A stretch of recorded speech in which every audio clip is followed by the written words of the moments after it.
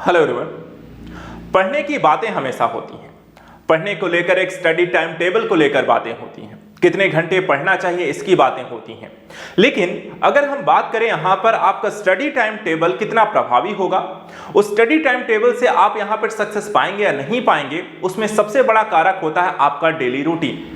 यानी कि आपकी एक स्वस्थ दिनचर्या, जो आपकी एक दैनिक दिनचर्या कैसी है, ये आपको प्रभावित करता है कि आपका सिलेक्शन होगा। आप जिस एग्जाम में यहाँ पे आप तैयारी कर रहे हैं, उस एग्जाम को लेकर के आपका जो फोकस है वो अच्छा है या नहीं, आप फिजिकली मेंटली यहाँ पर कितने स्टेबल हैं, कितना फोकस है, ये आपको प्रभावित करती है आपकी डेली रूटीन। आज हम यहाँ पर इसी के बारे में बात करने जा रहे हैं। एक स्वस्थ दिनचर्या कितनी जरूरी है यहाँ पर एक यहाँ पे सिविल सर्विस या फिर हम कहें किसी भी कॉम्पिटिटिव एग्जाम की तैयारी करने वाले छात्रों के लिए। आपकी दिनचर्या को यहाँ पर हम 5 बातों में, यहाँ पे 5 अलग अलग पॉइंट्स में डिस्कस करेंगे कि आप कैसे यहाँ पर एक अच्छी दिनचर्या बनाकर अपने स्टडी टाइम टेबल को या फिर आपका जो गोल है उसे कैसे अचीव कर सकते हैं। सबसे जरूरी बात, एक स्वस्थ दिनचर्या का मतलब क्या है, सबसे पहले इसके बारे में बात कर लेते हैं और उसके बाद फिर एक डेली रूटीन यहां पर सेट करके देखते हैं कि कैसा होना चाहिए। देखिए, जब एक स्वस्थ दिनचर्या की हम बात करते हैं तो इसका मतलब होता है कि अभ्यर्थी के या फिर एक व्यक्ति के जीवन में एक सकारात्मकता का प्रभाव आना, यानी कि उसके सोच, व्यवहार, उसके आचार विचार, उसके उठने सोने जागने, दैनिक मानसिक स्तर पे, शारीरिक स्तर पे उसमें लगातार पॉजिटिविटी आना और यहाँ पर उसका आगे बढ़ना, उसके सफलता को यहाँ पर या कह सकते हैं मानकों को अचीव करना, अपने लक्ष्यों को प्राप्त करना। लेकिन यदि आप एक स्वस्थ दिनचर्या का पालन नहीं करते हैं तो कई बार आप इसमें निगेटिविटी आती है, नकारात्मकता आती है। मानसिक शारीरिक तौर पे लगातार आप थकान महसूस करते हैं, आप आलस्य से जकड़े रहते हैं और इससे आप दूसरों से लगातार पीछे होते जाते हैं। और कई बार आप जिस चीज को लेकर के लगातार यहाँ पर मेहनत करना चाहते हैं, जिसे प्राप्त करना चाहते हैं, वो भी यहाँ पर नहीं मिलता है। तो इसलिए यहाँ पे एक दैनिक दिनचर्या जो होती है आपकी सफलता का सबसे बड़ा मानक हो सकता है। और इसलिए कंपटीशन एग्जाम की तैयारी करने वाले सभी छात्र इस वीडियो के माध्यम से अपनी दैनिक दिनचर्या को सबसे बेहतर तरीके से पहले सेट करें और उसके अकॉर्डिंग फिर यहाँ पर अपना एक टाइम टेबल भी उसमें एडजस्ट करें और उसे यहाँ पर फॉलो करना है अपने यहाँ पर एग्जाम को लेकर के। तो चलिए यहाँ पे बात करते हैं कि दैनिक दिनचर्या को लेकर 5 पॉइंट क्या है जिन्हें आप अपनी डेली रूटीन में जरूर शामिल करें। इसमें यहाँ पर देखिए, उसके बारे में मैं यहाँ पर एक डेली रूटीन को यहाँ पर आपके लिए सेट भी किया है, यहाँ पे कब क्या करना है। लेकिन उससे पहले हम यहाँ पे डिस्कस करेंगे कि आपकी डेली रूटीन में वो 5 चीजें क्या है जो होनी चाहिए। देखिए, इसमें 5 चीजें बहुत ज्यादा कुछ नहीं है। हर एक व्यक्ति के पास अगर हम बात करें तो आपको पढ़ना जरूरी है, स्टडी टाइम बहुत जरूरी है और सबसे ज्यादा कहीं ना कहीं, क्योंकि अगर आप तैयारी कर रहे हैं, अपने जीवन में यहाँ पे सेटल होना चाहते हैं, जॉब करना चाहते हैं या फिर कहीं ना कहीं आप फ्यूचर यहाँ पर अपने आप को सक्सेसफुल देखना चाहते हैं, तो आज का जो समय है उसको यूटिलाइज करना और उसमें यूटिलाइजेशन में सबसे जरूरी होता है आपका स्टडी टाइम। तो अध्ययन करना है, स्टडी टाइम देना है, एक चीज ये होनी चाहिए डेली रूटीन में। दूसरा यहां पर देखा जाए तो आपके लिए निद्रा यानी कि स्लीप यानी कि सोना, स्लीपिंग टाइम यहां पर उतना ही जरूरी है, क्योंकि अगर आप रिफ्रेश यहाँ पे नहीं होंगे, आपका माइंड और मेंटली और फिजिकली जब तक आप यहाँ पे रिफ्रेश और तरोताजा नहीं होंगे, वापस से जब आप स्टडी करने बैठेंगे तो वहां पर आपको वो इनपुट जो होता है वो नहीं मिलेगा, वो आउटपुट्स नहीं मिलेगा, वो दिमाग काम नहीं करेगा, वो वहां पर रिजल्ट आपको नहीं मिलेगा। तीसरी चीज जो जरूरी होती है कि यहाँ पर फिजिकली फिट रहना, बीमारियों से दूर रहना, और इसके लिए जरूरी है कि आप अपने फिजिकली यहाँ पर अपने आप को फिजिकली और मेंटली दोनों स्तर पे आप रिफ्रेशमेंट करने के लिए व्यायाम, योगा या फिजिकल एक्टिविटी कोई ना कोई करनी चाहिए। कितना समय देना चाहिए वो भी बात करते हैं। भोजन और पानी, क्योंकि जो ऊर्जा के बिना आप कुछ कर नहीं सकते, आपकी बॉडी को ऊर्जा चाहिए, उसको कुछ भी एक्टिविटी करनी है ऊर्जा चाहिए, दिमाग चलाना है उसके लिए भी ऊर्जा चाहिए। तो वहां पर वो ऊर्जा मिलती कहाँ है? भोजन से। हमें अपनी बॉडी में देखा जाए तो आप साइंस पढ़ते हैं, लेकिन साइंस में अगर आप देखें तो जो आपको पोषण वाला टॉपिक आता है उसमें कहा जाता है कि भैया आपको विटामिन भी चाहिए, आपको प्रोटीन भी चाहिए, आपको कार्बोहाइड्रेट चाहिए, आपको मिनरल्स चाहिए, और साथ ही आपको बताया जाता है ये मिलेंगे कैसे, किन चीजों को खाने से मिलेंगे, लेकिन आप वो चीज शामिल नहीं करते हैं। और उसके बाद कंप्लेन करते हैं, सर पढ़ाई मन नहीं लगता है, सर यहाँ पर आलस आता है, सर नींद आती है। भाई इसलिए आती है क्योंकि आप जरूरत से ज्यादा जो चीजें हैं, या तो जो चीजें चाहिए वो नहीं ले रहे हैं, या जो ले रहे हैं वो आपके लिए बॉडी के लिए जरूरी नहीं है, और इसके कारण क्या होता है? आपकी पूरी रूटीन खराब होती है। तो भोजन और पानी का कॉम्बिनेशन होना। इसके बाद कई बार होता है कि हम अपने आप को एकदम से आइसोलेट कर लेते हैं, सबसे दूर हो जाते हैं। देखिए, ये आपको बॉडी को पढ़ने के लिए 24 घंटे कोई नहीं पढ़ता है। आप कुछ घंटे अपने लिए निकाल सकते हैं, अपने फैमिली वालों के लिए निकाल सकते हैं, अपने दोस्तों के लिए निकाल सकते हैं, जहां 2-4 घंटे दे करके अपने आप को तरोताजा कर सकते हैं, बातचीत कर सकते हैं, पढ़ाई से लेकर के, अपने जीवन को लेकर के, फ्यूचर को लेकर के, और उसके साथ साथ यहाँ पे अलग चीजों को, मनोरंजन, क्रिकेट, फिल्म या कुछ भी अगर आपको यहाँ पे पसंद है तो उसके लिए भी टाइम निकाला जा सकता है। ऐसा नहीं है 24 घंटे अगर हम यहाँ पे अपनी पढ़ाई के एक लिमिटेड टाइम को निकाल दें, उसके बाद भी हमारे लिए इतना टाइम बचता है कि हम उसे यहाँ पे यूज कर सकते हैं और यहाँ पे अपने जीवन में सफल हो सकते हैं। टॉपर्स को भी अगर देखें तो वो भी कहते हैं कि देखिए, कई टॉपर्स को यहाँ पर कहते हैं कि भैया मैं यहाँ पर सबसे मिलता जुलता था, मैं तो मूवी भी देखता था, मैं तो दोस्तों के साथ घूमता फिरता भी था, उसके बाद भी मैंने यहाँ पे आपको देखा है तो एग्जाम में क्रैक किया है, पास किया है, टॉप किया है। तो क्यों? क्योंकि वहां पे एक संतुलन, टाइम मैनेजमेंट, उनकी डेली रूटीन जो थी वो यहाँ पर बहुत सटीक थी। अब यहाँ पे हम बात करेंगे कि देखिए हमारे पास डेली के आवर के हम बात करें तो 24 घंटे हैं सभी के पास। इस 24 घंटे में अगर हम कहें ये 5 चीजें, इन 5 चीजों को हम कितना समय दें, तो देखिए यहाँ पे पढ़ने के लिए अगर आप, मैं कहूंगा सबसे ज्यादा बहुत है आप 10 घंटे पढ़ें, 10 घंटे निकाल दीजिए आप पढ़ाई के लिए। इसके बाद आपके पास बचते हैं 14 घंटे। इन 14 घंटों में दूसरी यहाँ पर बहुत जरूरी चीज है, माइंड को इतना थकाने के बाद, क्योंकि सिर्फ पढ़ाई के लिए नहीं, आप कोई फिजिकल एक्टिविटी करेंगे, आप यहाँ दोस्तों के साथ घूमेंगे फिरेंगे या कहीं पे कुछ भी करेंगे तो भी यहाँ पर आपकी बॉडी फिजिकल थकती है, तो वहां पर आपको नेसेसरी है कि दूसरी यहाँ पे सबसे ज्यादा जो समय देना है वो निद्रा को देना है, और इसके लिए मैं कहूंगा 6 घंटे, 10, 6, 16 घंटे, यानी कि पढ़ने और सोने में आप 16 घंटे निकाल दो, बाकी बचे जो 8 घंटे, अब इसको यहां पर आपको देने हैं बाकी सारी चीजों में।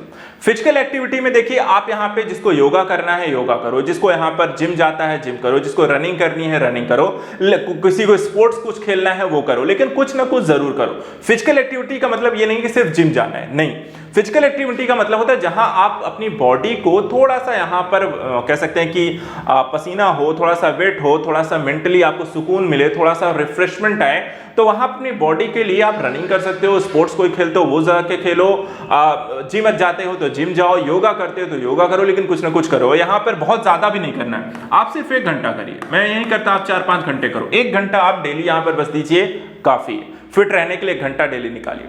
अब बचिए आपके पास 7 घंटे। 7 घंटे में देखिए हम कम से कम 3 बार यहाँ पर सुबह शाम दोपहर खाना खाते हैं, ब्रेकफास्ट के लिए, लंच के लिए, डिनर के लिए। खाना खाने में हो सकता है हमारे पास ज्यादा यहाँ पर समय नहीं लगता है, 10 मिनट, किसी को 15 मिनट, 20 मिनट, है ना, लेकिन उसके बाद तुरंत ना तो खाने, हम जैसे पढ़ाई छोड़ के जाएंगे तुरंत ना खाने बैठ जाएंगे, और ना ही तुरंत यहाँ पर खाना खा के तुरंत बैठ जाना पढ़ना चाहिए, बैठ के पढ़ना, क्योंकि उससे नींद आती है। तो यहाँ पे खाना खाने के थोड़ी देर पहले और खाना खाने के थोड़ी देर बाद यहाँ पर अपने आप को फिजिकली एक्टिवेट थोड़ा सा करो, थोड़ा टहलो, थोड़ा सा बैठो, थोड़ा इधर उधर आप देखो, और उसके बाद फिर यहाँ पर अगला काम करो। तो यहाँ पर 3 घंटे सुबह शाम दोपहर का अगर मिला लें तो आपको 3 घंटे निकाल लेना है खाना और पानी के लिए। पानी तो आप कभी भी यहाँ पढ़ते पढ़ते पी सकते हो, लेकिन जब खाना खाने के समय की बात करें तो 1-1 घंटा सुबह शाम दोपहर निकाल लेना, उस टाइम पे सिर्फ खाना और थोड़ा बहुत टहलना इत्यादि आपको कर लेना है। ये 3 घंटा हो गया। अब भी आपके पास 4 घंटे देखिए बच जाते हैं, वो 4 घंटे आप अपनी फैमिली को दे सकते हैं, उनके साथ भी बैठिए थोड़ी देर, उनके साथ यहाँ पे थोड़ा बातें करिए, उनके से कोई काम पड़ जाता है तो वो भी आप कर सकते हैं। ऐसा नहीं है 4 घंटे वो कब निकालना है वो आप सेट कर लो, ऐसा नहीं कि जब मन हुआ उठ के चले गए, नहीं, एक टाइम आप सेट कर लो कि हाँ भाई इस टाइम मुझे आप कोई काम है तो वो मैं आपके घर का कर देता हूँ, क्योंकि हो सकता है घर में आप अकेले हो तो वो भी करना है, तो घर में यहाँ पर आप वो जिम्मेदारी भी उठा सकते हैं। घर का कोई काम है नहीं है तो घर वालों के साथ बैठिए, थोड़ा हंसी मजाक करिए, क्योंकि आप रिफ्रेशमेंट आती है। आप वापस जाके पढ़ना बैठोगे तो आपको यहाँ पे तरत आ जाएगा महसूस होता है। लगातार पढ़ने से, लेंदीपन होने से, कई सब्जेक्ट बोरिंग होने से या कई सारी चीजों की समस्या आती है। तो बस ये 5 चीजें, अब इसको यहाँ पर बस अपने आप रूटीन में अगर आप फॉलो कर दो, अपने 24 घंटे में से आप ऐड कर लो तो आपकी सारी समस्याओं का समाधान हो जाएगा। अब देखिए यहाँ पर ये सारा 24 घंटे निकल आया, पढ़ाई के लिए पर्याप्त 10 घंटे हैं, सोने के लिए पर्याप्त 6 घंटे, से ज्यादा कम कुछ नहीं करना है। व्यायाम 1 घंटा कर लिया बहुत है, 3 घंटा आपने खाना पानी के निकाला, बाकी यहाँ पे फैमिली फ्रेंड और मूवी या कुछ भी करना वो कर लिया।